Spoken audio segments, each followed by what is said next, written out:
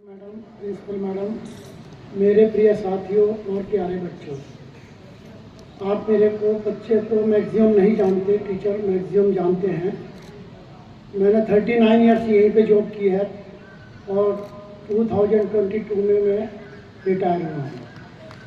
तो मेरी आत्मा यहीं रहती है, शरीर से मैं ज़रूर चला गया हूँ नोएडा। जब भी आता हूँ यहाँ पर ज़रूर आता हूँ। हमारे वर्ल्ड में कौन सा बेटा कंट्री सबसे ज़्यादा प्रोग्रेस कर रहा है? इंडिया है।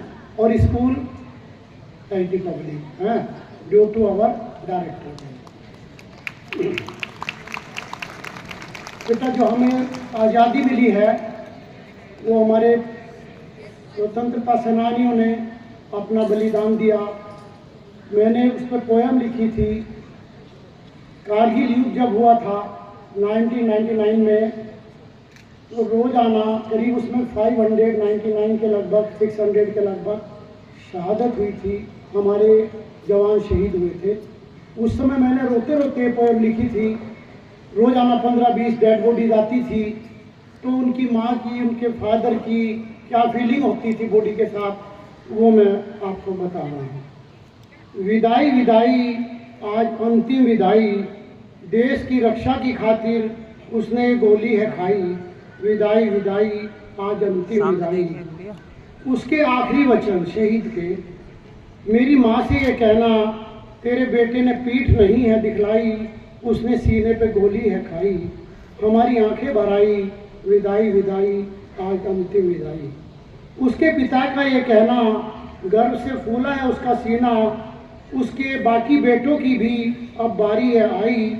बेटा अश्रुपूर्ण नेत्रों से तुम्हें देते हैं विदाई। विदाई विदाई, आज अंतिम विदाई। उसकी माँ के वचन, बेटा तुमने शहादत है पाई, देश की इज्जत है बचाई, मेरी कोख नहीं लगाई, कैसे तुमको दूँ मैं अंतिम विदाई। विदाई विदाई, आज अंतिम विदाई। अब मैं बस एक, ऐसा नहीं है कि बेटा आपको सेक्रीफाइस देना है, बलिदान देना है। एक मैसेज के साथ छोड़ के जा रहा हूँ मैं अपनी बात, कि आपको अपने कर्तव्य का पालन करना है। एक महापुरुष ने कहा कि जो जहाँ है वो वहाँ नहीं है। दुख का कारण यही है कि इंग्लिश में भी कहा है कि work while you work, play while you play, that is the way to be happy and give. आप जो काम कर रहे हैं उसको एकाग्रचित्त से करो। आप पिक्चर में जाते हैं, आपको पता नहीं होता कोई क्वेश्चन आपसे पूछेगा, और उसके बाद आपसे कोई भी क्वेश्चन पूछता है, आप उसके बारे में सब कुछ बता देते हैं। एग्ज़ाम में आप जाते हैं, आपको, और क्लासरूम में आप बैठते हैं, आपको मालूम है कि परीक्षा में हमारे से प्रश्न पूछे जाएंगे, ये सब काम आएगा, उसके बावजूद भी आपको ध्यान नहीं रहता।